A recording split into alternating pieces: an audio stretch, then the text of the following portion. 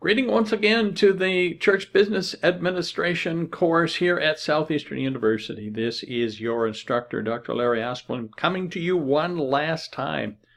I wanted to stop by again this evening and just welcome you to week 8. Here we are at the end with only 1 week to go, and what a great week what a great course it has been. You know, 8-week intensive comes and goes rather quickly, but for that reason, I think we have the opportunity to really be exposed to a lot of great material in a very practical, even a personal kind of way. So I wanted to stop by again this evening and not only welcome you to week 8, but give you a sense of what we're going to do this week and how we're going to finish strong here at the end of the course. You know, as you're viewing this, I'm moving to St. Augustine, Florida. So I'm going to be a Floridian along with a bunch of the rest of you as at the end of this week.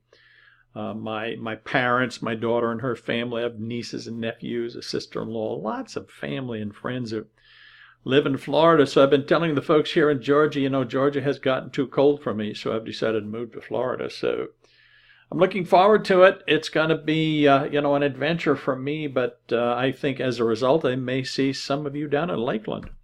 Week 8 themes. Number 1 is leading volunteers. And once again, that is a very, very important subject for us to be able to think through.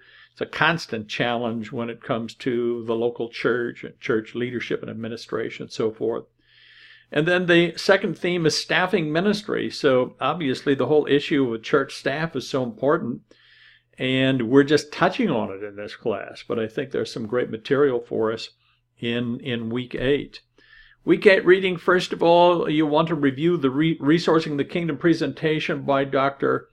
Hemby. Once again, a lot of very relevant material for us there. Then the 2 great chapters in Kenneth Gangel's textbook, Chapter 8 on recruiting effective volunteers, and then Chapter 9 on changing people and things, which is just kind of a final, it's one of those great leadership challenges that I think is good for us in our class. And then one last chapter in the very practical book by David Pollock, Chapter 15, Workers Worthy of Hire, which is then all about church staffing, which is a great chapter for us to end with in this class. Week 8 discussion, first of all, discuss the practical aspects of the recruitment and retention of workers.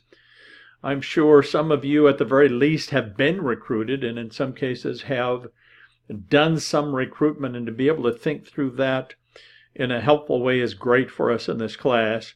And then how have you seen these areas handled effectively and even ineffectively in the past? So telling stories is good. Being able to apply some of these principles to our own real world, real life situations is very, very important and very good. The week 8 assignment, once again, our final assignment in this class, we've talked about before, but I'm sure some of you maybe have already conducted an interview. Remember, you're interviewing someone presently serving in the capacity of church administration. So if they have, much of a leadership responsibility, there are certainly administrative aspects to that's not just the church administrator, but any number of people in a leadership position.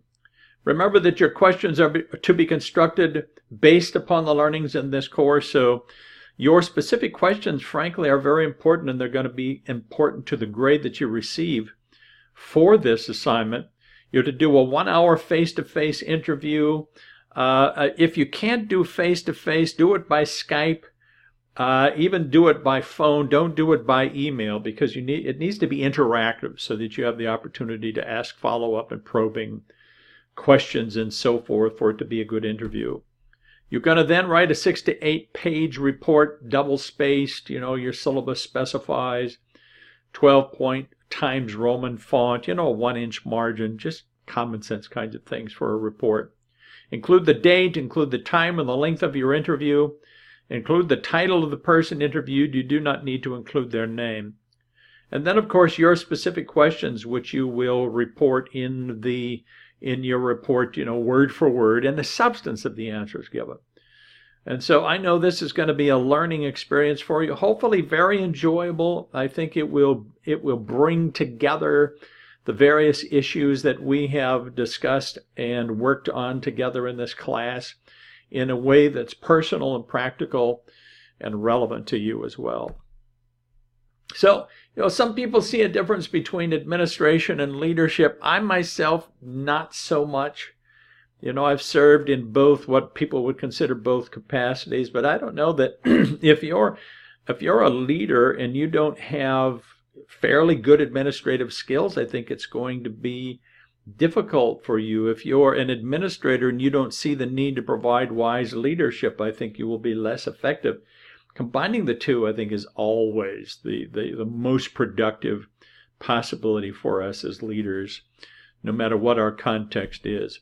And then integrity is restored ultimately as we can demonstrate wise and faithful stewardship, as we have discussed in this class, as we can show that we have a basic understanding of those kinds of issues in the church and are being thoughtful and considerate and purposeful and exercising that kind of leadership.